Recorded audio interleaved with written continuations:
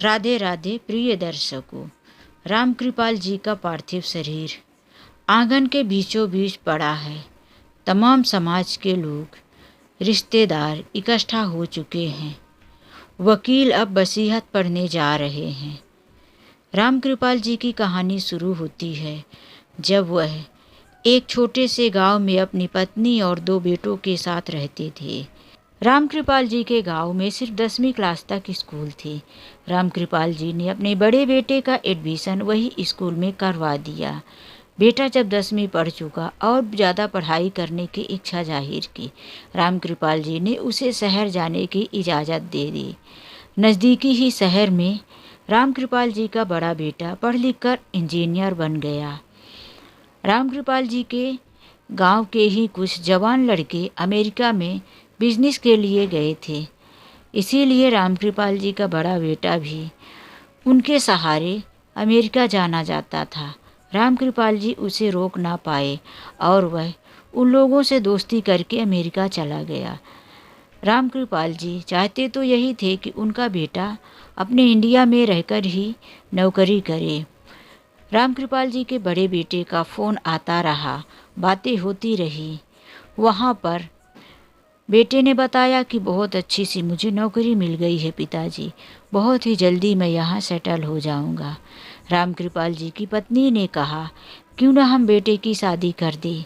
शादी करने के बाद उसकी जिम्मेदारी बढ़ जाएगी और वह आकर अपने इंडिया में ही रहने लगेगा।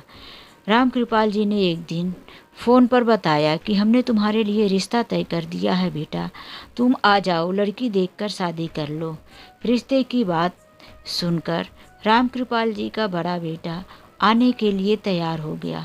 एक इंडियन लड़की से शादी हो गई, लेकिन ये क्या, शादी के बाद ही वह अपनी पत्नी को भी अपने साथ अमेरिका लेकर चला गया। रामकृपाल जी का छोटा बेटा विशाल भी गांव से 10वीं की पढ़ाई करके शहर में पढ़ने गया। उसकी पढ़ाई कंप्लीट होते ही उसे भी भाई के साथ अमेरिका जाने का शौक़ चढ़ा। वह भी अपने भाई के पास चला गया। वहाँ पर उसने आगे की पढ़ाई भी की।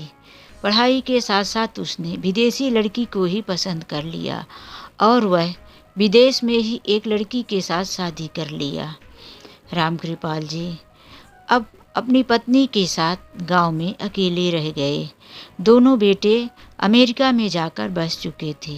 रामकृपाल जी और उनकी पत्नी दोनों अपने जीवन की गाड़ी बड़ी मुसीबतों के साथ आगे घसीट रहे थे कि जीवन में एक ऐसा मोड़ आया कि गाड़ी का एक पहिया टूटकर बिखर गया। रामकृपाल जी की पत्नी की तबीयत खराब होने लगी थी। एक दिन रात को हॉस्पिटल लेकर गए, लेकिन हॉस्पिटल के गेट तक पहुंचते ही उन्होंने दम तोड़ दिया। रामकृपाल जी ने अपने दोनों बेटों को खबर कर दी कि अंतिम संस्कार के लिए आ जाओ, तुम्हारी माँ अब इस दुनिया में नहीं रही। लेकिन बड़े बेटे ने साफ इनकार कर दिया, पिताजी मैं तो दाह संस्कार में नहीं पहुँच पाऊँगा। हाँ, 13वीं तक मैं ज़रूर आ जाऊँगा। छोटा बेटा भी आया, लेकिन वह भी चौथे के दिन आया। माँ के अंतिम दाह संस्कार में नहीं पहुँच पाया। चौथे के दिन जब सब खाना पीना खा चुके थे, उसके बाद छोटे बेटे ने कहा, पिताजी मेरी नौकरी वहाँ पर है, भैया का तो अपना बिजनेस है, जब चाहे आ जा सकते हैं, लेकिन मैं दूसरे के अंदर में काम करता हूँ। मैं ज़्यादा दिन की छुट्टी लेकर नहीं आया हूँ, मेरी रात की ही फ्लाइट है, मैं यहाँ से रात को चला जाऊँगा। वहाँ पर आए हुए समाज के लोगों ने कहा, बेटा विशाल तेरी माँ का 13वीं तक तो रुक जाओ, लोग क्या कहेंगे। विशाल झुझलाते हुए कहने लगा, अरे मैं 13वीं तक रुक जाऊँगा तो क्या मेरे रुकने से माँ जिंदा हो जाएगी, और उधर जो मेरी नौकरी है, विदेश में मेरी पत्नी अकेली है, उनका कौन ध्यान रखेगा। मैं तो रिटर्न टिकट भी लेकर आया हूँ, मैं नहीं रुक सकता। और पिताजी मैं 13वीं में आऊँगा भी नहीं, मेरा इंतज़ार मत करना। यह कहकर वह वहाँ से चला गया। रामकृपाल जी उसको जाता हुआ अपनी नम आँखों से देखते रह गए। पत्नी के जाने का गम उन्हें खाए जा रहा था। वह रातों दिन रो रहे थे, घर में बहुत अकेला महसूस कर रहे थे। उनके बेटों का भी साथ उन्हें नहीं मिल पा रहा था। अभी तक तो घर भरा हुआ था, समाज के लोगों का आना जाना लगा था। 13वीं का दिन आया। बड़ा बेटा विवेक 13वीं के दिन आ गया, लेकिन वह भी क्या रुकने के लिए आया था, अपनी पत्नी और एक बच्ची को लेकर। 13वीं के दिन तो रुका। दूसरे दिन सुबह ही वह भी कहने लगा, पिताजी मैं भी एक दिन के लिए ही आया हूँ, मेरी बेटी वहाँ पढ़ती है, ज़्यादा दिनों की छुट्टी नहीं है, मेरा अपना बिजनेस है, मैं नहीं रहूँगा तो जो काम करने वाले वर्कर हैं मेरा बहुत ज़्यादा नुकसान कर लेंगे। आज मैं अपनी पत्नी के मायके लेकर जा रहा हूँ। बड़े बेटे की पत्नी इंडियन थी, इसीलिए वह इसी बहाने अपने माँ से भी मिलने आई थी। वह अपने ससुराल में सिर्फ एक रात के लिए रुकी, मायके चली गई। उसके बाद रामकृपाल जी को पता भी नहीं चला कि उधर से ही वह कब अमेरिका चली गई। धीरे धीरे घर में आए हुए मेहमान और समाज के लोग भी अपने अपने घर चले गए। रामकृपाल जी उस घर में अकेले रह गए, एक नौकर प्रकाश के साथ। प्रकाश ही रामकृपाल जी की देखरेख और घर की भी देखरेख करता था। रामकृपाल जी इन सब माहौल में बहुत कमज़ोर और बीमार महसूस कर रहे थे। रामकृपाल जी एक दिन अपनी पत्नी की तस्वीर की तरफ देखते हुए मन में सोचने लगे कि जिस दिन मैं अपने बड़े बेटे का एडमिशन करवाने अपनी पत्नी के साथ गया था, मेरी पत्नी कितना खुश थी। मात्र उसका एडमिशन हो जाने से ही उसे ऐसा लगता था कि उसके बेटे ने दुनिया की सारी पढ़ाई पढ़ ली। वह कहती, मेरा विवेक पढ़ लिख कर बहुत बड़ा आदमी बनेगा और देखना हम दोनों को बहुत सुख देगा। देख लिया ना भाग्यवान कैसे सुख दे रहा है। तुम्हारे अंतिम विदाई में भी तुम्हारे बेटे सही समय पर नहीं आ पाए तो ये मुझ बूढ़े आदमी को क्या साथ देंगे। तुम्हारे बेटे तुम्हारे रहने पर तो कभी कभी फ़ोन भी लगा दिया करते थे, लेकिन अब तुम्हारे जाने के बाद इनका फ़ोन भी बंद होने लगा है। कभी कभार महीने 2 महीने में एक बार हाल चाल पूछ लेते हैं, वरना बीमार हूँ, खाया हूँ कि नहीं, इनको कोई परवाह ही नहीं है। अब तो घर परिवार, बेटे बहू की यादें भी धुंधली होती जा रही है। यह सब एक सपने जैसा लगता है कि मेरा भी कोई है। मैं तो अपने जीवन को अकेला ही संभाल रहा हूँ, इसीलिए मुझे ऐसा लग रहा है कि मेरा अब इस दुनिया में कोई नहीं है। इसी तरह से आत्मग्लानि से भरे हुए रामकृपाल जी पत्नी की तस्वीर की तरफ देखकर न जाने क्या क्या सोचते रहे और फिर कब उन्हें नींद आ गई।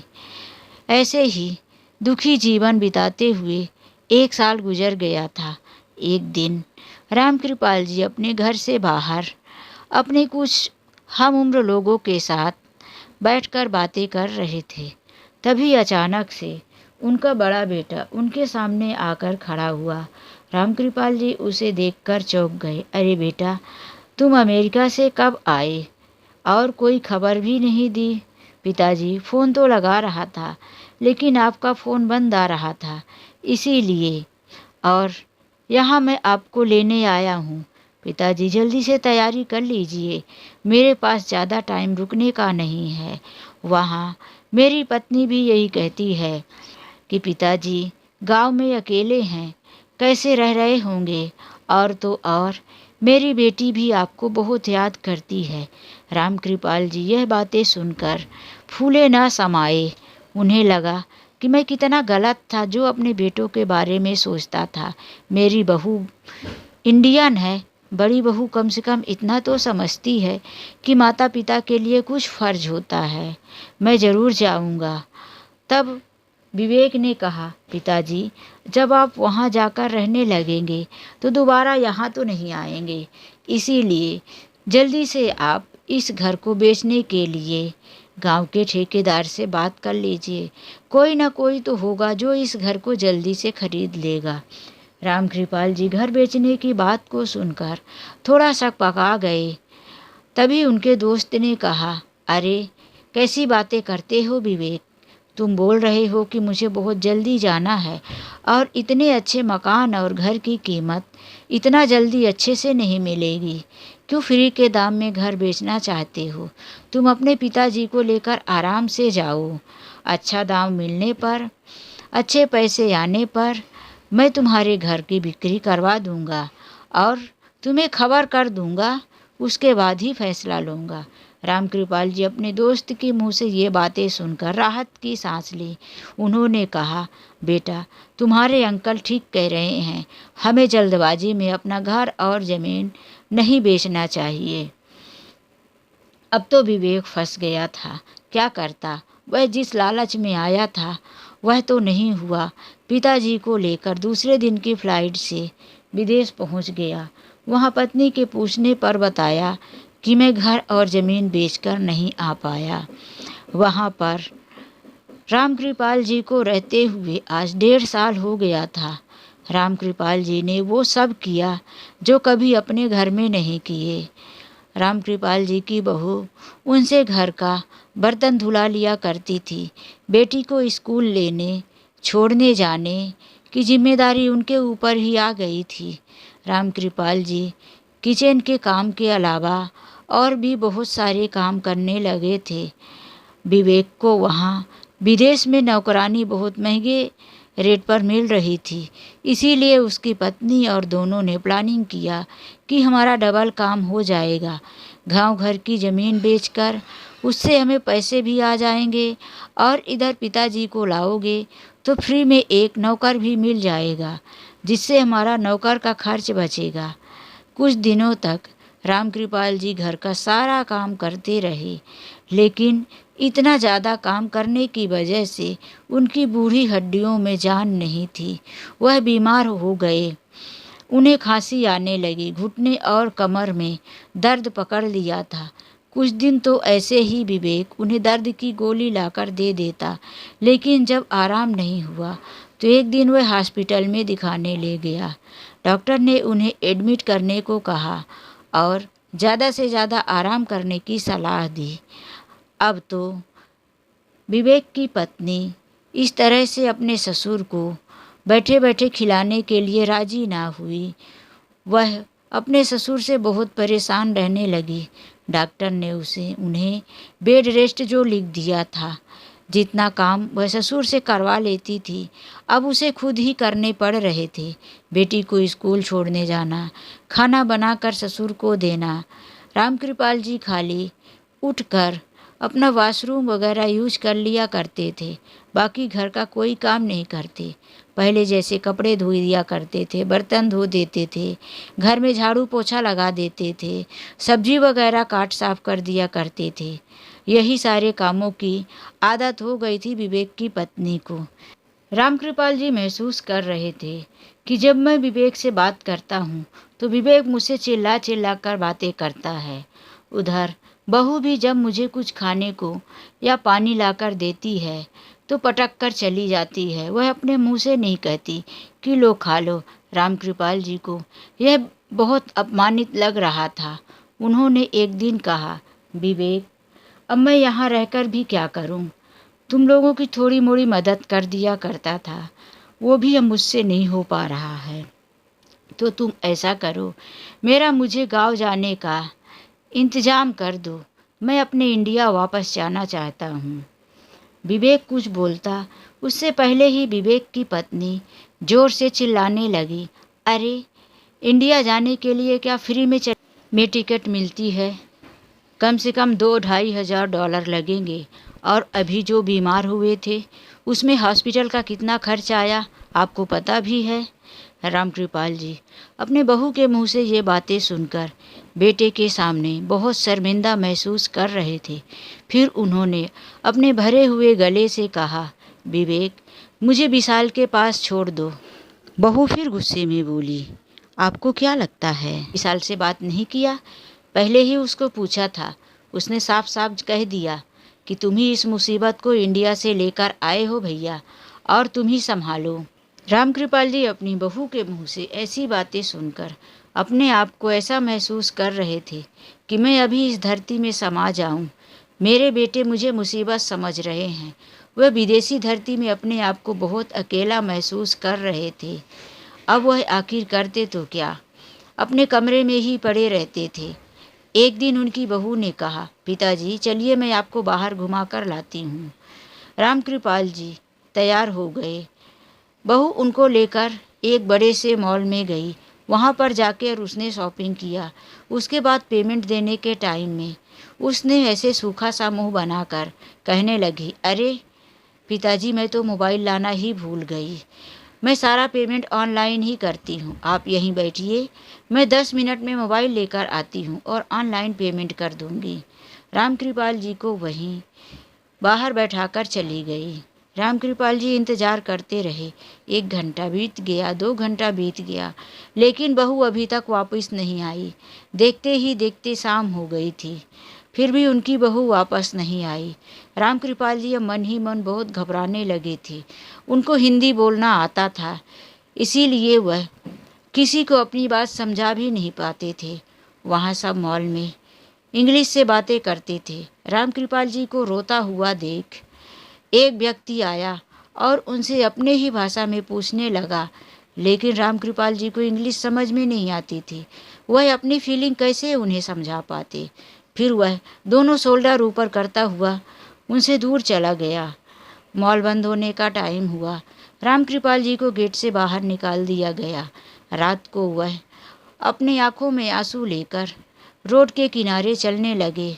रामकृपाल जी आज बहुत दुख महसूस कर रहे थे। इसी शहर में मेरे दो बेटे और मुझे बेसहारा किसी मॉल में छोड़कर चली गई बहू, यहीं मरने के लिए बोझ समझकर। मैं उस दिन को कोसता हूँ जब मैं इंडिया से इस विदेश में आया था। मैं क्यों आया था? अपने बेटे का और बहू का सुख लेने। इस तरह से सोचते चल रहे थे कि उन्हें मंदिर के घंटियों की आवाज़ सुनाई दी। उनके मन में आया, अरे विदेश में भी मंदिर होते हैं। उन्होंने देखा तो सामने उन्हें एक कान्हा जी का मंदिर दिखाई दिया। वह उस मंदिर की तरफ चले गए। वहाँ उन्हें बहुत अपनापन सा महसूस हो रहा था। वह भगवान के सामने दोनों हाथ जोड़कर फूट फूट कर रोने लगे। आसपास के लोग उन्हें देखते और चले जाते। कुछ देर में मंदिर सामने से खाली हो चुका था। पुजारी जब उनके पास आया तभी वह हिंदी में बोले, अरे बाबा क्यों रो रहे हो? उनके कानों में हिंदी शब्द गूंजा।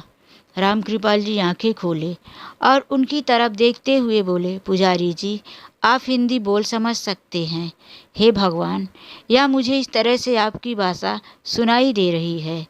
पुजारी जी ने कहा, बाबा मैं इंडियन हूँ, आप बोलिए आपको क्या चाहिए?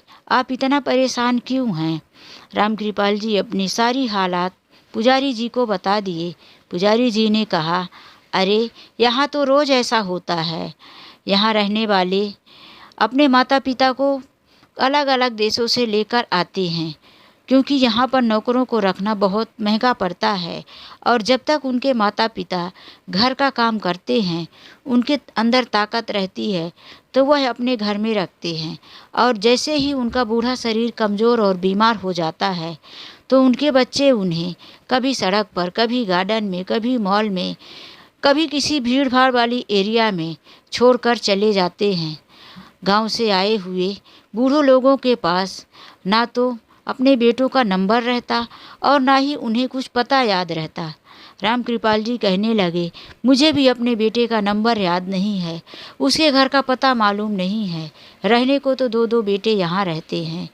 रामकृपाल जी के कहने पर पुजारी जी ने पहले पुलिस को फ़ोन कर दिया, फिर रात भर उसी मंदिर में ठहरने के लिए उन्हें बोल दिया। दूसरे दिन पुलिस रामकृपाल जी को लेकर उसी मॉल में गई और वहाँ से उन सीसीटीवी कैमरे में से उनकी बहू को देखा और उनकी बहू का पता लगाते हुए घर तक पहुंच गई। रामकृपाल जी ने सीधे सीधे मना कर दिया कि अब मैं ना अपने बड़ी बहू और ना छोटी बहू किसी बेटे के पास भी नहीं रहना चाहता, इसीलिए मैं अपने घर जाऊंगा। वह फिर से मंदिर में आ गए और पुजारी जी से मोबाइल लेकर अपने घर फ़ोन लगा दिए। घर में उनका नौकर प्रकाश फ़ोन उठाया। प्रकाश से उन्होंने कहा, प्रकाश तुम मेरे दोस्त के पास जाओ और उनसे पैसे लेकर मुझे इंडिया वापस आने का इंतज़ाम कर दो। प्रकाश ने कहा, ठीक है, जैसा आप कहेंगे हो जाएगा। प्रकाश उन्हें इंडिया आने का इंतज़ाम कर दिया। कुछ ही दिनों के बाद रामकृपाल जी अपने देश की धरती पर आ गए। रामकृपाल जी बहुत सुकून और हल्का महसूस कर रहे थे। वह अपने घर आए। तीसरे दिन उन्होंने सोचा कि मैं अपने दोस्त के पैसे वापस कर दूं, जिसने मुझे यहाँ तक लाने में मेरी मदद की, और उसे जाकर धन्यवाद भी बोल दूं। उसके घर गए तब रामकृपाल जी को पता चला कि उनका दोस्त 3 महीने पहले ही यह दुनिया छोड़कर चला गया। वहाँ पर रामकृपाल जी को बड़ा आश्चर्य हुआ कि आखिर मेरे टिकट के पैसे फिर कहाँ से प्रकाश ने दिया। वह घर आकर प्रकाश से पूछने लगे कि सच बताओ प्रकाश, टिकट के पैसे कहाँ से मिले। पहले तो प्रकाश कुछ बताने के लिए तैयार नहीं था। फिर उसने बताया कि मैंने अपना घर गिरवी रख दिया। रामकृपाल जी प्रकाश को गले लगा लिए कि एक तू है और मेरे जन्म दिए हुए वो दोनों बेटे हैं जिन्होंने मुझे भटकने के लिए विदेश में छोड़ दिया, और तू मुझे अपने देश तक वापस लाने के लिए अपना घर गिरवी रख दिया।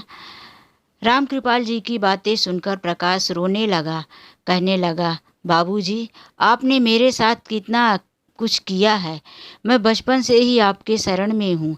आपने मेरी माँ की दवाइयों के लिए कितना पैसा खर्च किया। भला आप मेरा साथ नहीं देते तो मैं कहाँ जाता, किसके सहारे जीता। रामकृपाल जी के ऊपर विदेश में इतनी मुसीबतें आई। उनकी बहू ने उनसे घर का सारा काम करवा के बीमार कर दिया अलग से। इन सब बातों की वजह से उनका शरीर और कमज़ोर हो गया। वह यहाँ आकर भी ठीक नहीं हो पाए और ज़्यादा बीमार हो गए। रामकृपाल जी अब खाट से उठ नहीं पा रहे थे। उनकी सेवा प्रकाश करने लगा। उनके गंदे कपड़े भी धोता, उनकी दवाइयाँ देता। बेटे से बढ़कर सेवा रामकृपाल जी की प्रकाश कर रहा था। रामकृपाल जी ने कहा, बेटा, तुमने जो मेरे लिए किया है वह कोई अपना सगा भी नहीं कर सकता। प्रकाश, इन सासों का क्या भरोसा बेटा। तुम मेरा एक और काम कर दो, वकील को बुलाकर लाओ। मैं अपना वसीयतनामा करवाना चाहता हूँ। प्रकाश वकील को लेकर आया। रामकृपाल जी ने वकील से वसीयतनामा करवा दिया और वकील को उसमें एक पेपर में लिखवा के दे दिया कि मेरे मरने के बाद जब मेरी पार्थिव शरीर को आंगन के बीचों बीच रखा जाएगा, सभी रिश्तेदार और समाज के लोग इकट्ठा हो जाएंगे। मेरे दोनों बेटे और बहू आ जाएंगे। उसके बाद ही मेरी वसीयत को पढ़ा जाएगा। वसीयत करवाने के 15 दिन बाद ही रामकृपाल जी चल बसे। उनके बेटे और बहू को खबर दी गई। उनके रिश्तेदारों और समाज के लोगों को भी बुला दिया गया। सब लोग घर में इकट्ठा हो गए थे। रामकृपाल जी के पार्थिव शरीर को आंगन के बीचों बीच रख दिया गया था। रामकृपाल जी के शर्त के अनुसार वसीयत को पढ़ने के लिए वकील भी आ गए थे। बेटे तो जैसे वसीयतनामा सुनने के लिए तड़पे जा रहे थे, लेकिन लोगों के सामने धैर्य रखते हुए बोले, वकील साहब, जो भी हो जल्दी पढ़ दीजिए, आगे की कार्यवाही भी तो करनी है। वकील ने वसीयत को पढ़ना शुरू किया। मेरी दुकान, मेरा घर और मेरी ज़मीन मैं प्रकाश के नाम कर रहा हूँ। मेरी पत्नी के जेवर मेरी दोनों बहुओं को बराबर बराबर मिले। यह मेरी पत्नी की इच्छा थी। बैंक में पड़ी हुई जमा पूंजी मेरे क्रियाकर्म के बाद जो भी बचेगी वह प्रकाश को मिलनी चाहिए। इतना सुनकर दोनों बेटों ने भौहें चढ़ाकर एक दूसरे की तरफ देखे, लेकिन वहाँ पर कुछ बोल ना सके। आगे लिखा था, मेरा अंतिम दाह संस्कार करने का हक भी मैं प्रकाश को देता हूँ, क्योंकि जो सुख मुझे मेरे बेटों से प्राप्त होना चाहिए वह सुख मुझे प्रकाश से प्राप्त हुआ है। मैंने अपने बेटों को सिर्फ जन्म दिया है, उन्हें पढ़ा लिखा कर इस मुकाम तक पहुंचाया कि वह सर ऊंचा करके जी सके, लेकिन मेरे बेटों ने खुद ही यह मुहर लगा दिया कि मेरा उनके साथ कोई रिश्ता नहीं है। दोनों बेटे अब भी क्रोधित नज़रों से एक दूसरे की तरफ देखे जा रहे थे, लेकिन वही प्रकाश था कि बेखबर होकर रो रहा था। वसीयत सुनने वाले हर एक इंसान की आंखों में आंसू थी, यहाँ तक कि वकील साहब ने भी थोड़ी देर रुककर आंखों से आंसू पोंछे और फिर वसीयत को पढ़ना शुरू कर दिए। जहाँ मेरे दोनों बेटों को मुझसे हर वक्त कुछ चाहिए था, वहीं यह प्रकाश मेरी निस्वार्थ भाव से ऐसी सेवा करता है कि जैसे एक माँ अपने अबोध बालक को पालती है। प्रकाश ने यह साबित कर दिया है कि इस दुनिया में खून के रिश्ते से भी बढ़कर एक रिश्ता होता है, वह है इंसानियत का। तो दोस्तों, इस कहानी को अंत तक सुनने के लिए आप लोगों का बहुत बहुत धन्यवाद। कहानी कैसी लगी अपने अनमोल विचार ज़रूर लिखें। तो चलिए मिलते हैं एक नई कहानी के साथ। आज के लिए बस इतना ही। राधे राधे। कहानी अच्छी लगी हो तो वीडियो को लाइक ज़रूर करें। चैनल में यदि नए हैं, मेरी कहानी पहली बार सुन रहे हैं, तो चैनल को सब्सक्राइब करें, अपने दोस्तों में शेयर करें। जय श्री कृष्णा।